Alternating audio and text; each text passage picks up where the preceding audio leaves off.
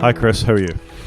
Good afternoon, Rod. Yes, I'm well. Here we are. It's the 19th of April, 2026. It's episode 221, which we seem to be hammering through. And weather's been pretty fantastic, I'm going to go with. Not too hot, but it's just been generally quite nice, quite pleasant, very pleasant. That's what we'll go with. Yeah, I drove to Manchester on Friday. I drove through some horrendous rain going up through the middle of Wales. But just as I got there, things perked up. The sun came out. It was in Salford Quays, which is where Media City is. If anybody watches the BBC News or ITV News, that's where they do all that stuff. And it was just it was a lovely environment to be in. I had a good day speaking to some people with MS, and it was just good all around, really. Cool. How long is the drive? I have no idea. It was 4.5 hours up, and then on on Friday evening, let's get my timer scale right. On Saturday evening, I went up to see a friend of mine in Preston. I'd never been to Preston before. No, I've never been either. It was a nice, traditional northern city with some interesting pubs that suit old men that had all manner of interesting ales on tap in a couple of the places we went, so that was quite nice. Sounds like my kind of pub. It was a good pub. There was a pub dog as well. Gotta love a pub dog. As long as it's a happy, less bitey pub dog, I am there. It wasn't bitey, it wasn't barky. It just got up every so often and sort of trundled about and tolerated a pat and then went back to its corner. Okay, that's the kind of dog I can get behind. Yeah, good pub dog. There we go. That's us up to date then. Should we fire on and do the follow-up? Let's do it. Let's get into some lovely legal follow-up. Lovely legal follow-up. So this has been a long-running story, really, hasn't it? About the Apple Massimo, which for some reason I think Massimo was being a coffee brand, but no, it's Tassimo is the coffee brand. Yeah, you're thinking of Tassimo. Massimo. I don't know what I think when I think Massimo. I don't know. I think I have to pause and go, what's that again? Yeah, fair. I mean, what I think now is ongoing legal battle with Apple. So this was the story where Apple sent some engineers over. They were making noise like they were going to license the IP or buy the company.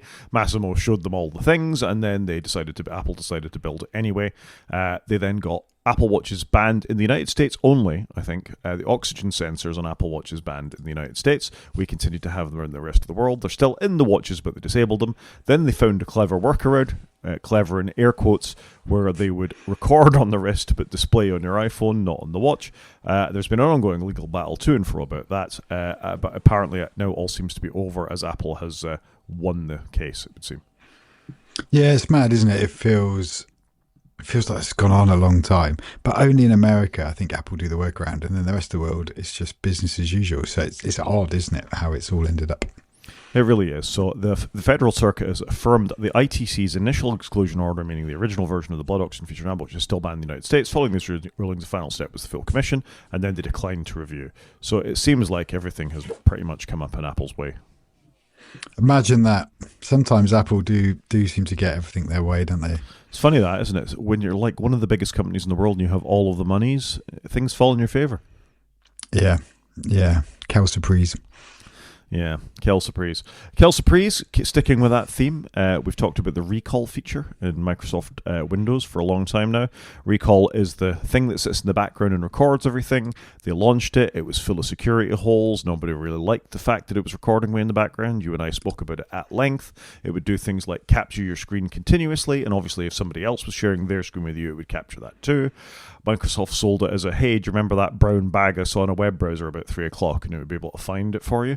Not a feature I'm sure that anybody ever actually needed. But, ongoing screen recording. Full of security bugs. They stopped it.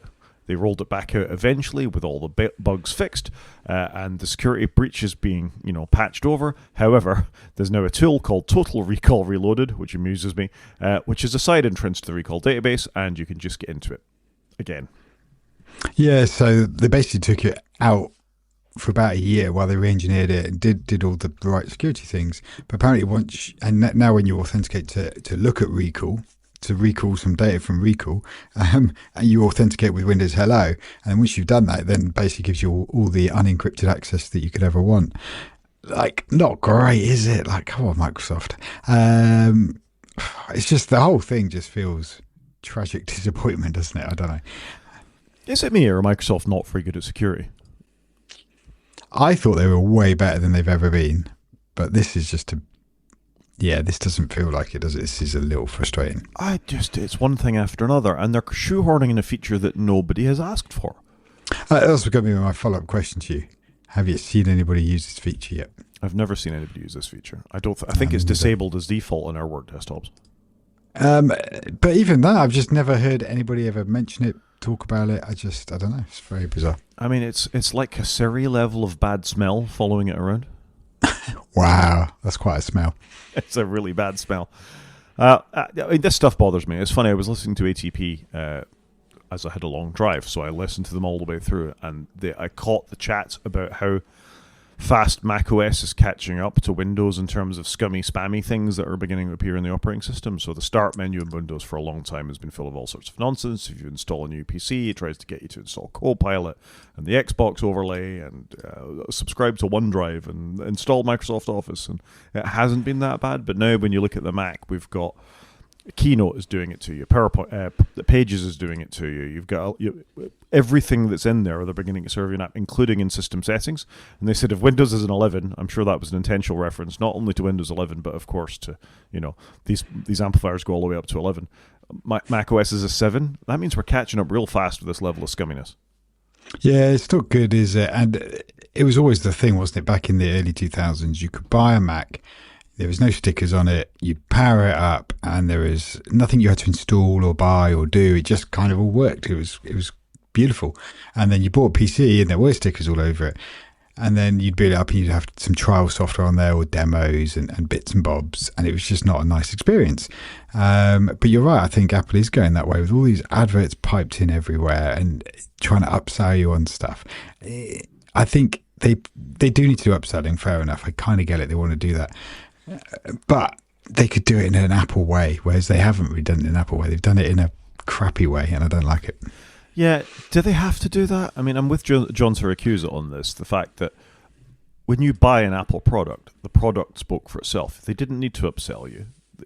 Just because there's a bit of money going in subscriptions revenue now, the long-term experience of what that's doing to customers is ultimately harmful. That, let's face it, we have problems with Apple's ethics at the moment anyway. These sort of death by 1,000 cuts kinds of things do begin to weigh on you over time, and it's just another pain point that you do see that one in system settings. Oh, have you thought about buying Apple Care on your new iPhone? Or, only one day left before you can't have Apple Care anymore, or whatever the thing is. And it drives me nuts when I launch Keynote these days, and it's like, we're locking a whole bunch of this off to you. Here's all the shapes you could have in the drop down, if only you'll pay your, however much it is a month. And I'm like, that's really rubbish. Yeah, no, agreed. It is just, it's not Apple at all, and I don't get why they've had to go down this avenue. I don't like it. Well, yeah, it's really frustrating because it's one of the reasons why we went to Apple in the first place, was not to have this. And we've gone off completely on a tangent here. The reason that we're talking about this is the ads coming to Maps. And having just been on a long drive, I used Google Maps and Waze the whole way. Waze gives me ads. I expect that. Google Maps didn't. Not one the whole trip. And even Google don't shove that level of ads into their mapping feature. And you just think, what are you doing, Apple? Yeah, I'm curious to see what this is going to look like, but I'm not looking forward to it. Maybe we'll all go back to TomTom, where at least you pay for it once and it's done. Those were the days, but Apple Maps is powered by TomTom, if you remember. Well, the navigation is. The sort of actual imagery and things isn't. It's just the actual route finding, isn't it, that's powered by TomTom? Yeah, okay, fair enough. Something that's not powered by TomTom is India's decision to try and enforce installing governmental apps on iPhones and Androids. Apple said they weren't going to do it, and India have dropped the plans to do this. So we spoke about this. I think it'd be about 4 months ago at this point that they were going to have this installation that would effectively allow you to track users around the place. Yeah, fair. That's the right decision. You shouldn't have corporately governmental agencies insisting what can go on iPhones. This was a point of differentiation between Apple products and what came before. Windows devices and Android devices were full of all manner of carrier stuff, and Apple phones weren't. And this is when it's in their interests, they will do stuff like this. Yeah. I think this is the right answer. I just fear this is going to come back around again, because it kind of feels like these things do just keep coming back around, right?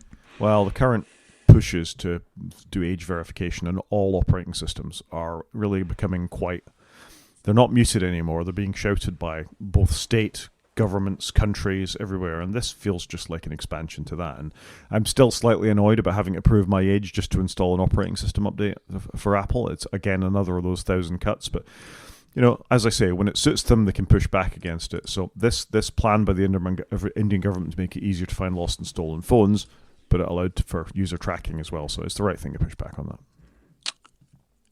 So real time update in that none of us in my household got asked for our age when we installed the update. Why am I so special? I don't know, but I purposely went and installed the update on all of my family's devices after you said you got it, and I thought, and I asked, we went through the update and nobody got it, not even my children. Very bizarre. I wonder if Apple pushed back on it, or if was enough pushback because it wasn't UK law yet that they just silently disabled it. Yeah, I don't know. If I'm being honest, I don't know. It's all a bit odd that, like I say, it was there once and then we never seen it again. I mean, the next two stories are related to this. So the reason that governments and operating system vendors are asking people to prove their age is so that they can show that you're old enough to look at inappropriate apps for our apps that would be inappropriate for a child. So the next story, which was in Gadget, is apparently both Apple and Google were pointing users towards Notify apps in their app store. So this is the things that will scan somebody's face that's in your contacts or somebody you've taken a picture of when you're walking past them on the tube, and it will take their clothes off or put them in bikinis and all sorts of horrible things like that. And that's what was appearing in the App Store for Apple. I mean, it's their algorithms point them towards it. It's not executives in Apple's going, yep, put the Notify apps in the front of people. But if that's what's popular, that's what appears. And it feels to me like both companies are failing to police their app stores properly. Well, this has been the case for a long time. No matter how often Apple stand up on their soapbox and say the App Store, we protect everybody and it's amazing, it's a really safe place to be. It isn't.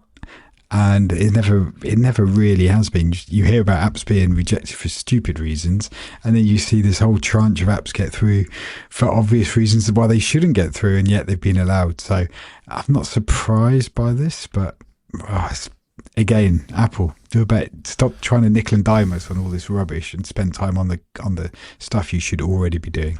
I mean, it's just not good enough. That, as you say, when it suits their needs, they go, "Oh, you've got to have everything installed from the App Store because it's secure and blah de blah de blah." And yet we see time and time again nasty, scammy apps appearing in top 20 lists, being the first thing you search for in results when you're looking for particular apps, stealing your QR credentials. It bothers me that they can walk this sort of slightly schizophrenic line between going, it's the greatest thing in the world, but oh no, it's not our responsibility when people try and do other things. And that leads perfectly into our next story that we reported repeatedly about Grok and its notification and sexualization of imagery within there. And we were surprised, A, that the UK government took so long to do anything about it, and then didn't really. It was meant to be investigated, and then all went very quiet. But also that Apple was allowing this to happen in the App Store anyway. And there's news from 9to5Mac in the last week that they've received a letter. I won't read it in its entirety, but it's basically that Apple said, you've got to stop this, it's not good enough. To Grok, we didn't hear anything about that. And they eventually investigated it again and they discovered they'd made enough changes that it wasn't such a thing anymore. But I just think once bitten, twice shy, surely. Why should you allow this to happen in your apparently saintly App Store? Yeah, and that whole process was horrific. Like, it just dragged on. It's like, why is Grok still allowed? And maybe something was happening behind the scenes, but it was awful. Awful how Apple handled it. And how many... I genuinely don't understand how many times a particular individual, and it's Elon Musk in this case because they're his companies, be it from X, be it from Grok, be it from whatever, these things keep happening. Sexualized material is appearing on X. Sexualized material is being generated by Grok. They get asked to stop it. It stops for a little bit, and then it starts again. And every single time they just leave. Is it just because they've got lots of users? I mean, what is the relationship that says you're not allowed sexualized applications in our App Store, except this one? That's okay. It does feel like there's something. I can't put my finger on it, but it does feel like there's something. It's a bit grim anyway, isn't it? Yep. Should we do some news? Let's do the news. So, slightly less grim, but not if you're a sailor in the Dutch Navy. This is a story about a journalist who posted a Bluetooth tracker inside of a greetings card to a sailor on a Dutch frigate that was in operations toward, I think it started in Crete and then it went off towards Cyprus way. And they managed to track this frigate, around the... on operations through the use of a Bluetooth tracker. Presumably other sailors had their phones on or whatever around the place. So, you spend billions of euros in this case, safeguarding your frigate, making sure that it's you know, low radar profile. That, you know, the sailors don't post to social media before they go off and where they're going, and something like this can make you disclosable. It's absolute madness to me. I agreed. It's one of those crazy things. It's like, this can't be real, but oh no, it is real. It's impressive, isn't it? It's very simple. I'm amazed there's not things blocking this. Like, I thought there'd be more Faraday cage like tech. We've all seen Enemy of the State, where Gene Hackman, you know, like lives in a metal cage so that signals can't get in and out. You'd have thought there'd be a bit more of this in the military. I'm surprised. Well, you know, your ships are fairly vulnerable things in the days of drones and all the rest of it, unless you're paying attention. Anything that's putting out any sort of wide band signaling about what's going on there, you think you'd want to lock down on that. I do remember we had a story about a year ago about an American sailor that put a Starlink dish on the outside of their American naval vessel, and Yep. and that obviously ruined the radar cross section of that as well. And you just think your life and others depend on this kind of stuff. You know, OPSEC, as they call it, operational security, which Pete Hesgeth is famously very good, solid on, is a whole thing. And I mean, you can understand why the journalists did it. It makes for an amazing story, but the military should absolutely be on top of this kind of stuff. Loose lips sink ships. And you'd have thought, I don't know. I don't know. I just can't believe this was even happened. But yeah, you'd have thought, and I guess we all assumed that this stuff would all be covered, and it just wouldn't. Even if it got through, it wouldn't work. But no, it does work. It does work. Something else that works is Google Gemini. Google Gemini is an LLM, obviously, that's going to be powering Apple devices any minute now. Well, probably from WWDC. Why did they ever say they were going to get it out before WWDC? I just don't understand how many disappointments they can, keep throwing around. I don't think anybody cares. Like, if you talk to Joe Public, I don't think people really realise what. Most people just go, "Oh, Siri's rubbish," and I don't really know that they've got Apple Intelligence. So I don't think most people. I don't think most people would even know it's an issue. Apple unintelligence. Well, the thing that we're getting, Gemini, now, should you grant it access to your Google Photo album, can create you personalized AI images from the people, including yourself, in your photo album. This is linked to the story we had last week about you could record a little bit of yourself doing video, and it would narrate your, voiceovers or whatever on YouTube. So it's just Google getting ever creepier as well with what Gemini can do. I'm not sure I need this in my life, but I don't know. I don't use Google Photos anyway, but I'm assuming we are just months away from this working with Apple Photos, as you've already said. Yeah, well, I mean, you can see you put a prompt here: create a claymation image of me and my family enjoying a favorite thing, and there you go. It goes through your photographs, pulls out the family, and will turn you into something like that. So that's just what you want in your life. No. I mean, on one level, it's really clever, isn't it? To be able to. I do know that it kind of is, but I've got zero need for this. One of the reasons we have these stories is just because I know how much you're going to enjoy them. Thank you. And also, staying in the same sort of vein, it's not a lot of great news this week.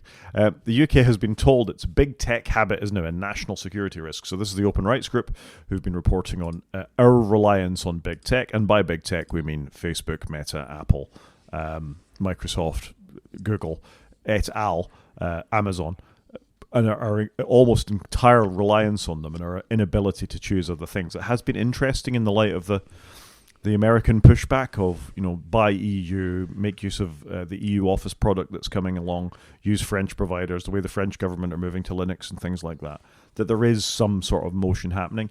For some reason, I can't see this happening so easily in the UK. I think most people don't care. They don't care about Siri, and all they want to do is be able to open up their web browser, go to Gamble 365 and put 20 quid on the bookie, on a horse or something like that. So maybe I'm being a bit cynical and scroll their Instagram. It bothers me people don't care about this kind of stuff. People don't. People often go, "Chris, why don't you use WhatsApp?" And I'm like, I won't have a Meta product on my phone. And they're like, "Oh, right, the Meta own WhatsApp." And people just unaware. And don't care, and they just don't care. But we have blindly walked into a world where the Houses of Parliament famously were using WhatsApp to communicate over COVID, and then you've got them obviously all using Microsoft products probably for office duties, and then what else are they using? We do rely on big American tech. We don't champion doing it ourselves, Palantir. Or even using European stuff, Palantir. Yep. So I'm not surprised by this. We just walked into it, and I don't think they've even given it one moment's thought. Yeah, we didn't blindly walk into it. We skipped and danced and handed them some money, Yeah, maybe that's right. Complete eyes open, completely well aware of where we did that. But it is very disappointing. And from this Register article, it's not just a money problem. The report points to the legal side of all this, where laws like the US Cloud Act and China's National Intelligence Law can force companies to hand over data to or open the door to systems, whether the UK is happy about it or not. So we've talked about this before. If you're a US company like Apple and the federal government comes and says, no, you will open this up for us, they will open that up for it, even it being in another country. Sovereignty be damned. Yes, sovereignty be damned. So, yeah, what do we do though? What are the government going to do? They've not got time to look at this and make it, to actually make a change. Well, I think you maybe start to legislate to move that, you encourage the NHS and the military to make use of open source or British first software. Or EU first software at the very least, as we've seen. I mean, you don't want to be in the same boat, do you? The point about Linux being open source is that you can adapt it to your needs. The Chinese government has been moving its population towards Linux for years. The French government are able to do it. The gendarmerie, we see Germany doing it. I think there's a lot to be said for being a master of your own destiny when it comes to these kinds of things. And I understand that there will be developers of open source software that reside in the United States, but the point of the licensing is that you can take it, you can fork it, and you can do your own thing with it, and you can see what's in there. We don't know what Microsoft and Apple and Google do fundamentally with their operating systems. No, we don't, and I don't think there's a voice that's being heard to make people sit up and think maybe we should care. Yeah, maybe I need to go into politics. Give it a go, mate. What could go wrong? Everything. Something else that might have gone wrong is that Apple has been standing up to one area of Elon Musk's business, and that's in satellites. Obviously, the satellite stuff that they've been rolling out over the last few years has been largely around emergencies and things like that. So if you're stuck out in the great outdoors, somewhere in the middle of nowhere, you've got the ability to do emergency SOS as long as you're in line of sight. They brought, I think if your car broke down in the middle of nowhere, you were able to do satellite messaging last year. Is that just last year or was it the year before? I can't really remember because it's always been a bit weird, hasn't it, with Apple, in that, you're going to get satellite messaging for a couple of years for free, and then we see what we're going to do. And that's never really happened. And then I've never really used it. I don't know if you have. I've never had cause to. I see the little SOS satellite thing in the top bar of my iPhone occasionally, but the long and the short of it is that their only choice has been Global Star, who were the network partner they chose to go with for this, or Starlink. They didn't want to go Starlink, and Global Star have been bought by Amazon. Amazon is obviously about to start pushing out their own network of internet satellites, Blue Origin, Blue Horizon, something like that I think it's called. So they're getting their ducks in a row for that to go up and compete against Starlink. I mean, I'm really not happy about there being thousands more satellites in low Earth orbit, I got to say, particularly when the Starlink ones apparently blow up occasionally. Have you seen Gravity? Because that's how you get gravity. I'd like to. I always felt Gravity's kind of one of those underrated films, and I should really go back and rewatch it. It's a terrific film. Agreed. It features a couple of collisions in space. It just takes out everything in more or less the same orbit. It's horrendous. You'll be on the edge of your seat. Anyway, this is the news that Amazon is merging with Global Star, but the Apple partnership is going to be maintained. I mean, I got to think from all this, what it will mean is ultimately with your iPhone will come a satellite subscription. You'll put another $5 or $10 into your Apple One subscription, and you'll have the ability to have internet and voice from satellites ultimately. Why didn't Apple buy this company? They could afford it. It feels like a lot is heading towards satellite connectivity. It's odd that Apple didn't buy that part of their supply chain. I don't understand why we need this. I mean, you just need to build a few more cell towers here, there, and everywhere, and you're probably good to go. You don't need as much coverage. We don't need tens of thousands of satellites in orbit. We don't need to be online all the time. I don't like the idea of this either, by the way. I'm quite happy to get offline once in a while. Yeah, I've got a friend in the Merchant Navy, and they said they'd just put a Starlink dish on their boat, because obviously when you're on a floaty thing out in the middle of the ocean, you don't necessarily get easy internet, and they've been dependent on a few marine satellites for a while, and it's a bit of a game changer for the Merchant Navy, less so for the militaries of the world, as previously discussed, but I think there are scenarios, but there were already means to do that. It's just that there's competition in the market now. I don't know. I don't really. It makes me uncomfortable. It's going to be like the scene out of WALL-E, isn't it? Where they leave it Earth's orbit and it's just satellite trash everywhere. Yeah, totally. You'll need big scoops on the side of your spacecraft to. Anyway, here's something cooler. Anyway, let's talk about some cameras. You and I like a bit of camera action occasionally. So we do. I do like a camera, but I've never owned a GoPro. So talk us through GoPro. I have owned a number of GoPros. So GoPros are action cameras. The idea is you stick them to your head if you're doing something extreme on your motorbike, or Top Gear would use them all the time, stuck on the side of cars. If you watch any car reviews on YouTube, they generally use GoPros for them, and they've evolved over time to the point they got 4K recording fairly early on. They rely on SD cards. They're very robust little things. Early versions of them, you'd have to put them in a case. So if you were going diving with a GoPro, you had to put it in a waterproof and pressure-proof case. The GoPro went inside that, and down you went. Later versions, however, the cameras themselves have been weather and waterproof to a ridiculously high degree. I have a GoPro 10, I think, is the current version that I've got. I've had about 4 of them over the years. I've used them for skiing. I've used them for a bit off-road motorcycling and things like that. I have used them for diving and snorkeling as well. Great little cameras, work really well. The fact that they work as well as they do with such a small sensor has always blown me away. Good batteries. I could go for a day's skiing, 6 hours skiing, record 4K video at 120 frames per second, and just use 2 batteries with it going all the time. You couldn't do that with your iPhone. No. And to be fair to GoPro, they've really found their niche in the market, haven't they? Like we do action cameras. They last all day. We're amazing quality. And they've really got that name. And you hear about it with YouTubers and car reviewers. They all have GoPros to do all this. Yeah. And they've evolved over time that you can do multi-camera things. You can link to live broadcast back. But this current iteration of them is they're going to allow you to have 1-inch interchangeable lenses between them as well. So a much higher image quality than you've previously had with the internal sensors and lenses on there. And I just think it's quite a cool innovation. I suspect it's probably not quite as weatherproof, waterproof, or shock resistant as the internal sensors on them. But I guess if you're doing an internal shot of a car, a la Top Gear or a Grand Tour, this is going to give you that flexibility of using the same camera, but being able to snap another lens onto it. So it's pretty cool. Do you think we're on the cusp of 8K? I'm not going to say mainstream, but becoming more prevalent, I guess, is the starting place. Well, it's a pipeline, isn't it? It's in the same with 4K. There's no point in having an 8K television if nobody's recording an 8K video. So you got to start somewhere. You may as well put it on the cameras first. True. It does feel like a lot of roads are leading that way this year. I guess so. I think it'll be a while coming. You think why haven't GoPro got a dual lens thing for the Apple Vision Pro? Because nobody has a Vision Pro. But what technology do you bet on? 8K seems a better bet than 3D or that kind of thing. Yeah, possibly. Yeah, you're probably right. So you got to differentiate, and you think if you are, I don't know, making the next Lord of the Rings film, which is a thing. Who knew? They're actually filming another Lord of the Rings film right now. With all of the original cast except Viggo Mortensen, then you want an 8K camera pointed at that, don't you? Sorry, why are they filming a Lord of the Rings film without Viggo Mortensen? He wouldn't come back and do it. He said he was done. So they got all the original cast are back. I think Andy Serkis is the director. He's obviously going to be back as Gollum. They've got Ian McKellen back as Gandalf. They've got all the hobbits back. There's got to be some serious anti-aging stuff going on in this, by the way, because it is a prequel. Oh, I like the idea of them all getting back together. I don't like the idea of it being an anti-age prequel that's all going to be CGI. I kind of respect Viggo for not coming back. I think if they were doing, a follow-up film and they were all going to be current ages, I'd be, it's a shame he's not in it. But if they're trying to do a prequel 20 years later, I would agree with you. I think I respect him more for not doing it. Yeah, and let's face it, the Hobbit films were trash. I still haven't seen them. I have got them, but I've never seen them. We've slipped into media without actually saying we're in media. So should we just turn to media?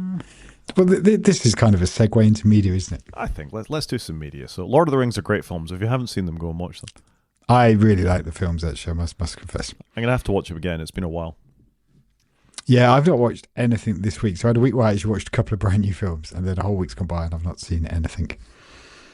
So media. Taskmaster is back, and it's as good as ever. It's interesting. This is the Channel 4 page for Taskmaster, and they're not showing the current lineup of guests. So they have moved on, and they have a true Hollywood A-lister amongst their number now as well. I really want to see this. It's, you get a feeling that it's going to be a good season from the first, from the off. And you do it. It's one of the most cohesive casts I've seen in some time. They're a genuinely funny bunch, and I am enjoying that. I'm up to date because, of course, I am. I've seen both episodes of Taskmaster. They're out. You want to get on it? I do want to get on it. I do. Maybe that's something to do tonight. Yeah, I'd say relax, watch a bit of Taskmaster, enjoy yourself, have a laugh. What I should do is put it on when I go to the gym, and then I could just have an hour while I'm in the gym and watch it. But then you're not really paying attention to it, are you? It would take my mind off the the exercising that's needed to be done. If you say so. I'm thinking on my flight to Cyprus, because it's a 4.5 hour flight, I'm actually gonna charge up my iPad. It's been flat for about 6 months. I'm gonna charge up my iPad and I'm gonna load it up with Taskmaster.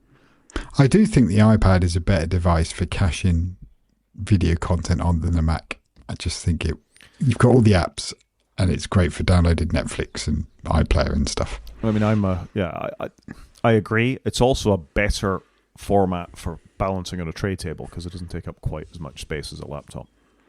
Especially when I've got the little 11-incher, which is perfect for travel. It's the only time I wish I'd gone for the smaller one. I mean, let's face it, who knows if it'll even take a charge. It's been lying flat so long. So maybe that'll be my follow-up in a couple of weeks' time about, is my iPad completely jiggered? Yeah, that'll be interesting to find out. That will be interesting. Second thing, briefly mentioned this last week, Race Across the World is back. I love Race Across the World. I think we've said before, it's the perfect mix between, a lifestyle show, a game show, reality TV, adventure. It's got a bit of everything, and I am loving this season. We're already 3 episodes in. No spoilers from me, but they've already dropped one couple out. It's the first season I can genuinely say there isn't one couple I've thought, I won't mind if they go. I thought they've all been phenomenal players this year. Yeah, I've seen the first 2, so I don't know who has been dropped, but I'm looking forward to watching. Yeah, it's good, and it's an interesting. I've got to remember where they go from and where they go to. They go from. I can't remember. I can't remember. Oh my gosh, that's terrible. Where do they start? I know they go through Greece. Palermo. Palermo. And Palermo in Italy. And they go into Mongolia. And they're going to Mongolia. It says it in the episode 1 screen down the bottom there. Yeah, it's terrific. Loving it. Yeah, no, I've enjoyed the first 2. I need to, get on with the third one. This will be a very rapid mention. I have also been watching on the BBC The Other Bennett Sisters. So if you have watched Pride and Prejudice or have read the book Pride and Prejudice, just shaking your head, you got to get some culture, man. I haven't read it. I've only watched it. Is obviously the story of the Bennett sisters and their mother's efforts to get them married and sort of the various things. And the ever so famous Mr. Darcy is sort of the standout character from Pride and Prejudice, played in Smouldering Best by Colin Firth in the original BBC version from the 90s. Not the original, but it's the best regarded version of Pride and Prejudice. However, in the stories, one of the sisters, you don't know what happens to them. The rest all get married off through the course of the book, and this is a dramatic retelling or an original story based on that of the other Bennett sister. And I've just really quite enjoyed it. The fact that Withnail himself is in this, Richard E. Grant is in this as well, helps. And as is Nessa from Gavin and Stacey. I didn't even spot her there in the background. Very good. So she plays the mother, Mrs. Bennett, in this, and she does a great job. Cool. Yep. So, I'm glad you're enjoying it. I'm probably never going to get to this because it's so old world. I know even less about than usual. So you're going to say it's not your bag, baby, are you? It's not my bag. Fair enough. In your best Austin Powers accent. Also back is For All Mankind. I think you and I have both watched For All Mankind at various points throughout its run. Yep. So this quite enjoyed it. Yep. And I haven't got around to this one yet. Have you? I am 3 episodes in, 2 episodes in. I forget. I'm certainly not bang up to date because another one dropped on Friday. So this continues the 5th season of this. It's an anthology show. It's more or less the same cast, certainly some of the same characters that have been there since the start. This is because it's meant to take place every 10 years, so this is the 50th year, effectively, of what's happened. They're up to the early, to 2010s, I think, at this point within the world. It's an interesting sort of alternate history retelling of what would happen if the Russians had got to the moon first and what happens next. And it's good. A bit of a slow start for season 5, but I've quite enjoyed it. Yeah, wouldn't mind to watch this one. Does look quite cool. Yep, it's a good one. It's all on me. This I think isn't it? This media section. I'm just noticing. Yeah, I've literally not. I haven't watched anything this week. I'm sorry. You've got to up your game. I'm a bad person. Also, Last One Laughing. Have you heard of this? This came up at dinner last night with some friends. Some of my friends have been watching it, and they said it's really good, and I feel like I need to go watch this. I think you do need to go watch this. The spoilers for season 2, if you haven't seen season 1, there's one cast member from season 1 who makes it into season 2 who's showing in the trailers. I'm running it now, so you can probably guess who wins season 1 based on who's in this. But the premise is they're not allowed to laugh. And if they do laugh, they get a yellow card. If they do it again, they get a red, or smile. If they do it again, they get a red card and then they're out. And you're hanging around with some of the funniest people, the best comedians in Britain in both series. There's a lot of very famous faces there. Ramesh Ranganathan, Jimmy Carr's the host, Bob Mortimer, Philomena Kunk. That is not her name, that's her character's name, but I can't remember what's the actress's name. I don't know. I recognise a lot of these people, I must confess. Yeah, David Mitchell, Amy Sedaris. There's lots of very funny, Sam Campbell, very funny comics in this. So check it out if you haven't. It's well worth a look. Yeah, this one's bubbling up, and I need to get on with this one. You too. And last but not least, the film we've all been waiting for. They're making a film out of Call of Duty, and it's going to come in 2028. I'm not waiting for this, but I'm amazed we've not seen this already. I'm slightly baffled by this because Call of Duty is the most derivative bit of media in the world. From its start, it was a World War II thing, hitting the beaches in Normandy and all the rest of it. It's based on every bit of television or every war movie that's ever been, right up to the modern ages. There's nothing original in Call of Duty. They've just borrowed it from other bits of media. So it feels like the snake eating its tail. It's going back to the beginning. Yeah, agreed. Do we need a Call of Duty movie? Absolutely not. Will somebody make some money out of it? Probably. Will it be horrific? More than likely. Well, now we've got Fallout, we have got good things based on computer games. True. Maybe they will do a good version of it, but I'm not holding my breath on this one. Yeah, I'm not feeling terribly optimistic. Anything else immediate? You've really got nothing for us? I did try and watch one battle after another, but I'm struggling to get into it. Have you seen it? It sat there for me to watch. I also haven't embarked. I've started. The fact it's 2.5 hours long isn't helping, but I don't know. I'm struggling. I've watched about half an hour of it, and I don't know. It looks like a very worthy Oscar winner based on the trailer. Let's see how you get on with the first half hour and the I don't know. Maybe I need to stick with it. And I usually love a Leonardo DiCaprio film, I must confess. But I don't know. I'm struggling. Fair enough.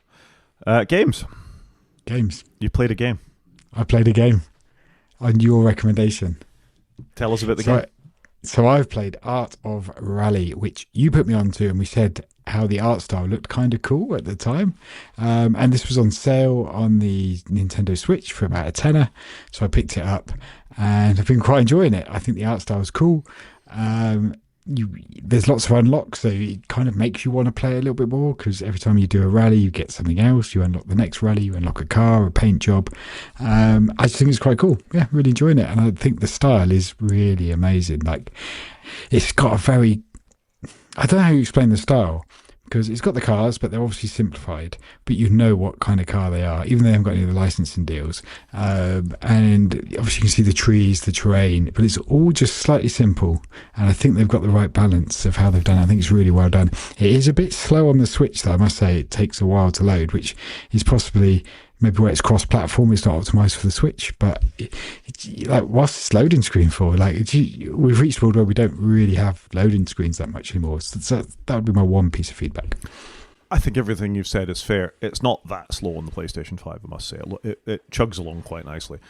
It's an interesting game. It's sort of got that cel-shaded look that Jet Set Radio and sort of games like that had, but it makes it absolutely beautiful. Have you got as far as the Japanese levels yet? I have done some in Japan, and they were beautiful. When you drive through a tree, like over the camera, it puts a little circle around your car, so you can see your car, even though it should be obscured by a tree or a mountain. Yeah, but the actual racing model's really solid as well. You feel the differences between the cars as you drive them too. And you're right, the art style is really, really good. Yeah, it's fantastic. I think what a lovely game, and like I say, it cost me £10, and I've played it quite a bit, and I'm quite looking forward to playing a little bit more. Well, it didn't cost me anything, and I say that it cost me a PlayStation subscription, didn't it? But yeah, it's a good game, solid. Well done for playing it.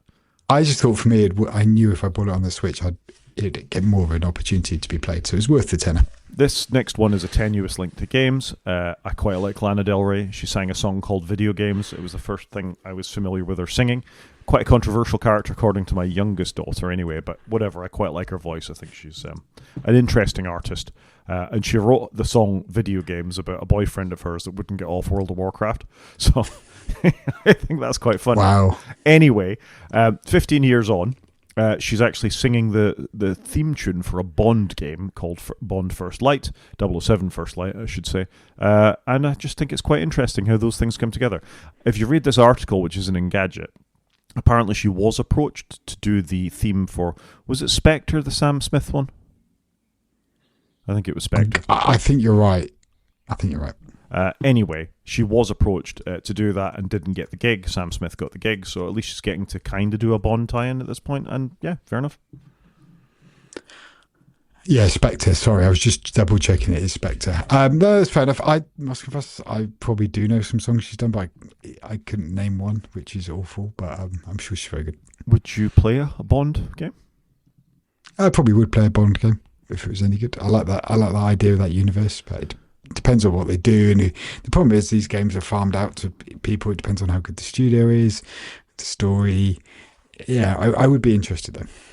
Well, GoldenEye was such a thing that maybe it'll give you a bit of nostalgia. It's mad, isn't it? They did GoldenEye, it was so good that we've never really had any Bond games since. I think there have been Bond games. They've been on the PlayStation 2 and 3 and 4, and there's Xbox ones. But not like that though. That was a genuinely engaged with popular culture moment, and there hasn't been because it just hit the right thing with Nintendo 64 and that style and 4 players, and they had all the characters. And it absolutely hit the zeitgeist of the time. I remember being asked to bring my Nintendo at people's parties because everybody wanted to play GoldenEye. Yeah, no, it was 100% right time, right moment. Like it all just came together beautifully. Totally did. Something that's gradually coming together a bit nicer is Battlefield 6. So I haven't played as much of it as I'd like to because I think the shooty bang bang is souring for me a little bit. My reactions aren't there. However, I've got such affection for the Battlefield series that I will go back. One of the criticisms of it has been the maps are a bit small. If you've ever played a Battlefield game, the point is they're large. You've got jet aircraft and helicopters and all sorts of things zipping around. And the maps that came in Battlefield 6 have been very narrow. For people who are very good pilots, they can barely turn before they're out of sort of the map side of it. So for the next few seasons, they've said they're going to bring in some of the biggest maps they've had in quite some time, and I think that's only a good thing. It's nice to see the developers actively supporting the development of the game. They haven't just walked away from it after the first season, which increasingly we see in these kinds of things. Studios are barely getting games out the door before they're being cancelled. So I think this is just a good sign that they've got some stuff upcoming for the game. I think it is all good, and people do they not? They want big maps these days. Like people expect games to be so much bigger and detailed because that's the world we live in now. So it's good they're investing in it. It's really good. Yeah, some interesting modes. I did manage to have a little game this afternoon where they're sort of stitching maps together, where they've got a common theme. There's a bunch of outdoor stuff, and then they bring the fighting indoor for some sort of corridor stuff. It's good. It's sort of quite classic action. I genuinely enjoyed myself. So fair play, Battlefield Studios. Fair enough. And last but not least, I think, for the game section, and I bring this particularly for you because now you don't have one anymore, the Playdate Season 3 is due to come out, and I'm quite impressed how long they've been supporting this device. Yeah, they've done a good job with it. I'm amazed there hasn't been like a refreshed piece of hardware with like a better backlight and things. And it was beautiful, the hardware, but yeah, surprised them more with it. But it's good, they're supporting it. Panic do a good job, right? Can't afford the memory. Yeah, that could be a problem at the moment. It's not a good time, is it, to launch a new console where you want to hold the price. I wonder about this. I was thinking about some of the old computers I've still got lying around in the house, and I hang on to all of them at this point. I think we're going to see software optimizations rather than hardware stuff. This memory shortage and hard drive shortage is not going away anytime soon. No, I did read something about that. It's like, we've got a couple of years of this. So maybe you're right. Maybe people will lean into this rather than force us to upgrade. Companies will lean into it and go, actually, let's optimize what we've got. Yeah, I think that's probably fair. Is that it for games? Anything else? Well done for playing something. I was quite pleased with myself, and I did like 10 levels of it, so I had a good stab, I think it's fair to say. The African levels are very nice as well, and there's Norwegian ones too. It's quite a well thought out game, really. Yeah, and it's got loads of cool cars. Like, somebody clearly loves Rally that's made this. Yeah, they're obviously entirely devoted to it. So yeah, I was really impressed too, I've got to say. Main show? Let's do it. So I thought it might be worth us just thinking about The Verge, which no doubt I'll fail to show everybody because the ad blocker is egregious on The Verge. A little thing about how the creative software industry has declared war on Adobe. And if you read the article, it sort of starts with how embedded Adobe stuff is, and we talked about them last week, modifying the hosts file on your computer, to actually take over what you see when you visit adobe.com if you're a Creative Cloud subscriber, which we said was wrong. But that sort of feeling has been building against Adobe for some time, and the Verge article nicely sort of typifies it, and it is going to get me. But what it boils down to is that there is now competition. Canva are pushing them with Affinity, or what was Affinity Design before that, with the three products there. Apple are pushing them with their Creative Bundle as well. You're seeing companies like Blackmagic with DaVinci, bringing in a photo editor directly to the video editing software, so you can actually do some of the things that you used to have to go out to Photoshop to do. And it's just really interesting to me that you're actually beginning to see this pushback because the company is behaving poorly.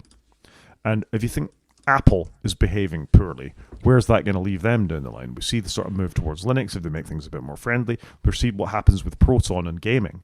So I think Adobe have been an industry titan that the tide is turning on, and it should maybe a bit of a canary in a coal mine to a company like Apple about what's actually going on. But people vote with their feet, right? And obviously, if people are unhappy, they're gonna go somewhere else. So I'm not that surprised. And Adobe have not been a great company for a long time, right? I think they've been challenging. I mean, the whole subscription thing has obviously burned people pretty hard. It does feel like the tide is beginning to turn. I don't use Adobe products in work, and I could probably get a corporate subscription to them, but I just don't think it's worth paying. Do you know I went off Adobe a long time ago when they started Creative Cloud, like version 1 or 2, and you had to install menu bar apps and you had to have syncing stuff. And I was like, I don't want any of this. I just want to use Photoshop. And that started putting me off them, like I say, a long, long time ago. And so I've been using third party for a while because I just didn't like where they were going. I didn't like the look and feel of the apps. And I'm nowhere near a power user.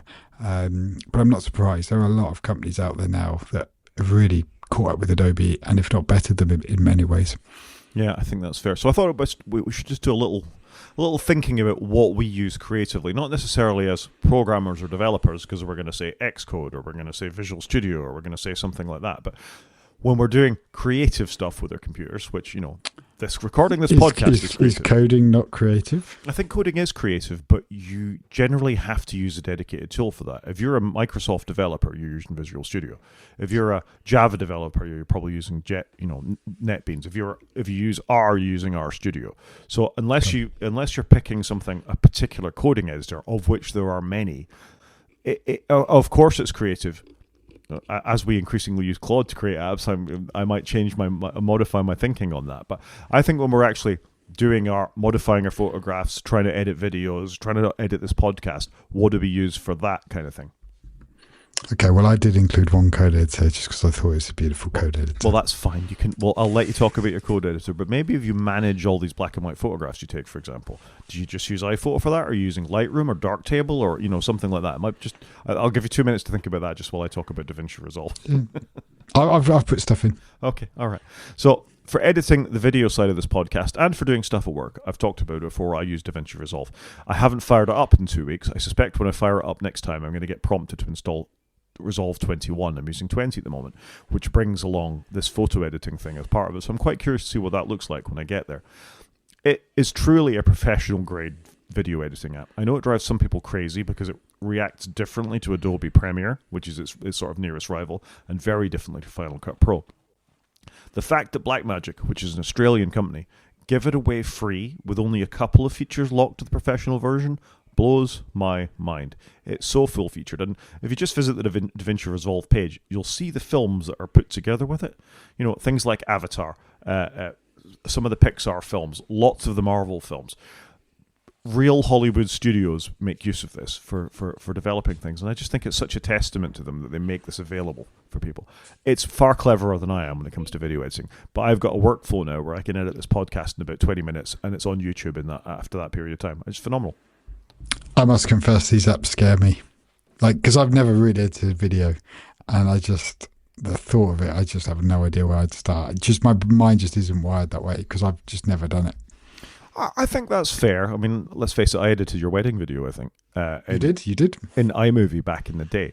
But I mean, my point is there are alternatives to what Adobe offer in many places. And we've said before, if you earn your living as a Photoshop user or a Premiere, of course you're not going to change to something like this. But it does happen. You will get systemic changes in industry. If you think what happened with Final Cut to Final Cut 10, Apple rewrote the program and they left lots of stuff out and people just refused to go and they jumped ship. They went to things like DaVinci. They went to things like Adobe Premiere. So it is possible that you get a sea change in an industry, and I think there's probably people looking for an excuse to change a lot of the time. Yeah, no, that's fair. Fair play to you for learning this and understanding it. But I've never had a call to do it for my job or the interest, I think, outside of work to do it. I think I just like playing with toys. I've never really grown up. That's my problem. You do like toys, it's fair to say. Next, I use a tool called Scribus. It's a desktop publishing thing. It's more powerful than I am. It's entirely open source. I've started designing my posters at work. So academic posters aren't your typical sort of poster. You need to get a lot of information into, well, quite a big space. They tend to be about A0. But the point is you then have to stand next to them. You've got science on there. You need people to talk people through them. You can't put them in ridiculously small fonts. They've got to be quite approachable. You're often going to have not multimedia, but you're certainly going to have nice graphs and tables and things like that you want to present in a pretty way. And I find Scribus is not intuitive, but very straightforward. And rather than having an Adobe publisher, if you're trying to write a book, format a magazine, do a poster for something like that, it's an exceptional piece of software that works really, really well and has all the right proofing tools and bleed marks and all that layout stuff that you'd expect to have. It's fairly open and straightforward to use. It has an amazing community. I'm showing the wiki page for the people watching YouTube now. If you want to learn how to do something with it, you're going to find something in here to do it. It does seem to be cross-compatible with the Adobe products and other desktop publishing things. I just like the fact that there's an open source project that's been supported this long that lets you do this kind of stuff. I haven't done desktop publishing in a long, long time, but I'd use Pages. That's my de facto go-to for very basic stuff. Yeah, and that's fine. It's a word processor first rather than a desktop publishing piece of software, I think it's fair to say. Yeah, no, that's fair. So it will do the job. But, I mean, to push back at you, in the academic world, you see quite a lot of people use PowerPoint for desktop publishing, and it drives me crazy. You do in the corporate space as well. Because PowerPoint is the default tool for everything. I see people do everything in PowerPoint. They'll do flowcharts in PowerPoint because they can't think of anything better. And you and I would fire up an Omni app or something like that to do a flowchart. Hell, Visio or Dia or any of the other alternatives are probably better too. So I just think try and find the right tool for the job. Pages is all right, but I think anything is probably better than Publisher at this point. Oh, do Microsoft still make Publisher? I think Microsoft do still make... No, they have stopped. But that's a kind of file we used to get all the time as well. What am I thinking? What was the Adobe print shop? Adobe have one too. I can't remember what it is. It's part of the suite. Was it like Frame Maker or something like that? Yeah, PageMaker. Adobe PageMaker. PageMaker. There you go. So there you go. That's an alternative to that. If you are a Photoshop user, and this will not convince anybody who's a Photoshop user because it's too different, there's a very poorly named app called GIMP, which is the GNU image manipulation program, which is not Photoshop, but does many of the same things as Photoshop. It's interesting.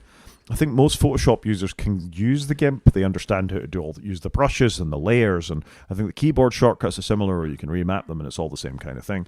But where it falls apart is Photoshop users have got quite used to something called content-aware fill, which is a particular way of filling in parts of the images, and it's an AI-based thing, and GIMP doesn't have that.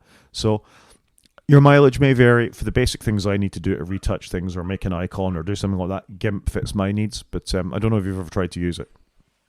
Many years ago, probably you at uni, but it's been around for a long, long time, hasn't it? And it was always seen as the alternative to Photoshop. Yeah, it's got history, and there are things like Photopea, which effectively gives you Photoshop in a browser. It's an amazing piece of software. Check out Photopea if you're really wedded to your Photoshop, and they give you a huge amount of work free. But I quite like GIMP. I installed it through Homebrew on my Mac. I will use it for bits and pieces. They keep up far better than you think in the open source world. You can manipulate HEIC images with GIMP these days, because of course you can. It's just another image format. But I almost didn't expect it to work the first time I dragged a picture into it. So fair play to GIMP. They cover the bases. Yeah, no, it's good. And it's, as was been well maintained, but that image format's now quite old though, isn't it? I mean, it must have been out on the iPhone for many years now. Yeah, it is. This next one's a bit controversial. Lots of podcasters use the Adobe Adobe Audition. I think is it Audition? Whatever the audio version of their podcast editor is. I use the Apple one. I use Logic Pro to edit this podcast, which is vastly overkill for our simple little podcast. I should really use Audacity, the open source thing. And in fact, I do use Audacity to boost your sound levels every week, Chris, so the good listeners can hear what you say. So it's certainly part of my toolkit, but I'm much, much faster in Logic Pro now. I know exactly what I need to do. I know how to edit things around. I know how to line up our waveforms, get the music in at the start. I know how to do chapter markers and do all that good stuff that the listeners may have come to rely on. And it's fairly straightforward to me. Like I say, I do think I need to think about this because the advertising is terrible. It keeps prompting me to install various loops and buy packages and do all sorts of things there. And I don't want any of that. I want to edit a podcast. So I do need to figure out how to do some of this stuff in Audacity, I think. But for the moment, it's a genuine alternative to whatever the Adobe equivalent is. It's hard changing app though, is it? Because you don't want to change often because you've got your workflow. You want to do it quickly. It's something you do every week. But if they're going to keep trying to nickel and dime you, I can see how that would get frustrating.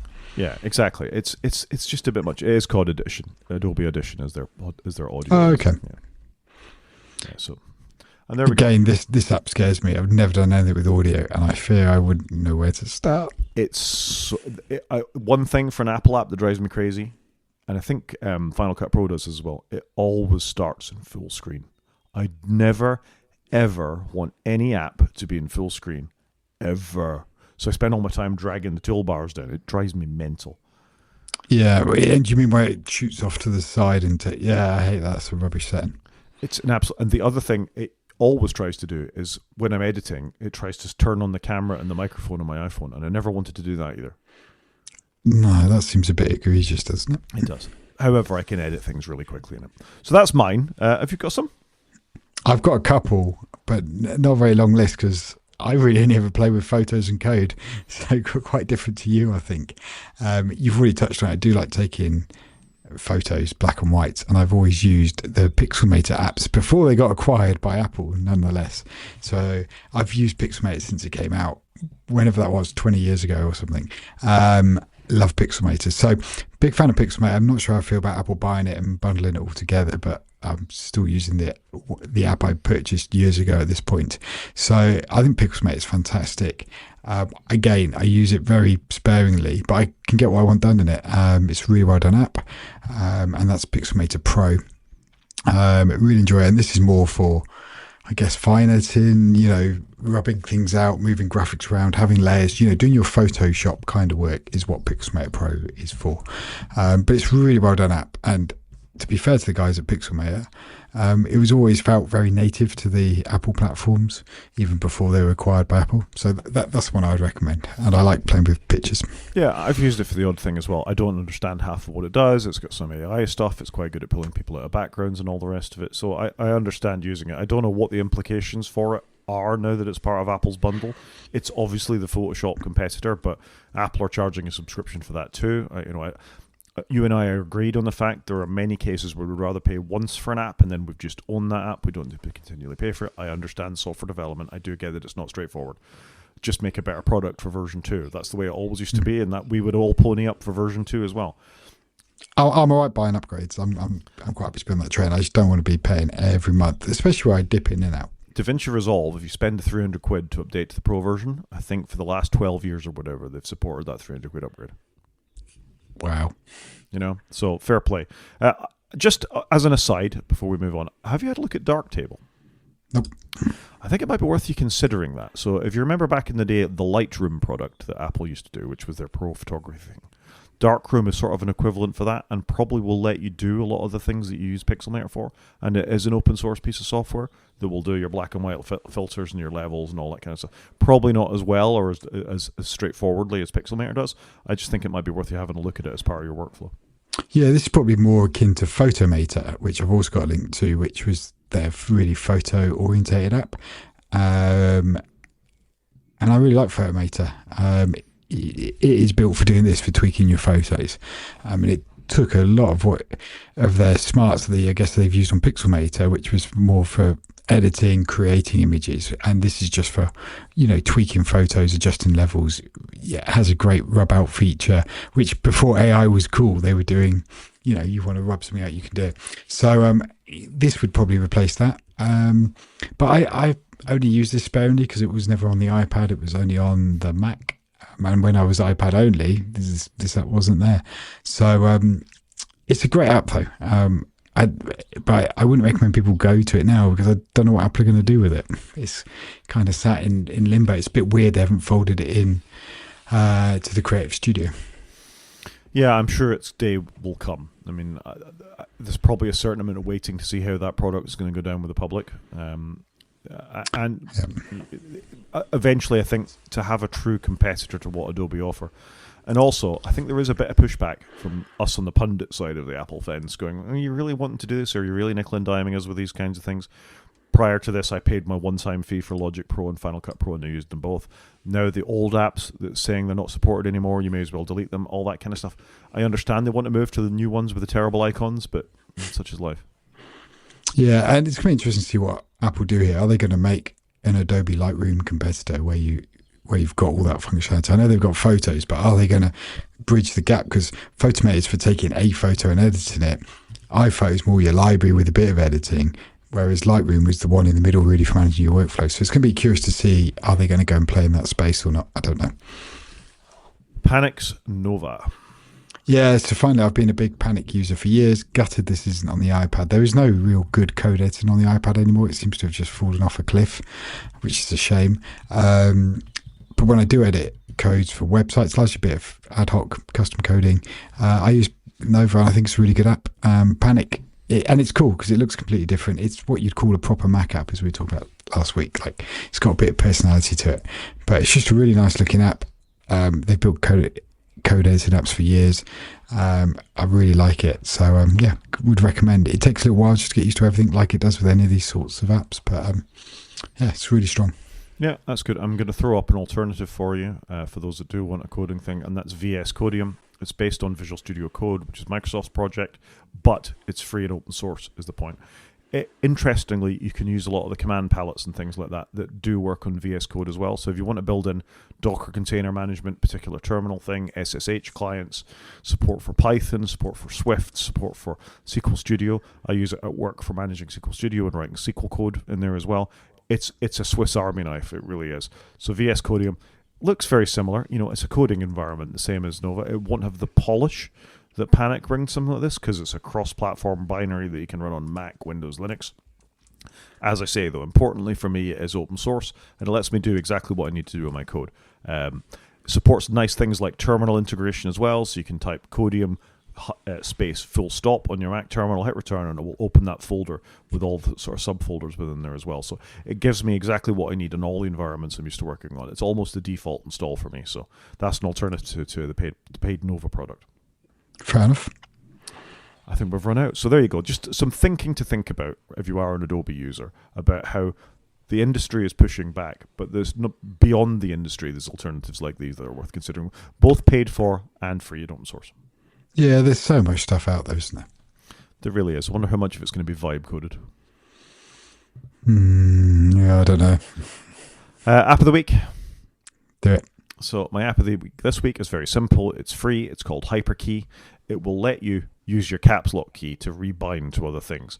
So if you use an app that has a massive amount of modifiers, Shift Control Alt function to do something, you can rebind that bizarre wizardry keystroke thing to caps and whatever other key you want. So for example, if you wanted, I use Mackie, my command key for Mackie is Shift Command V.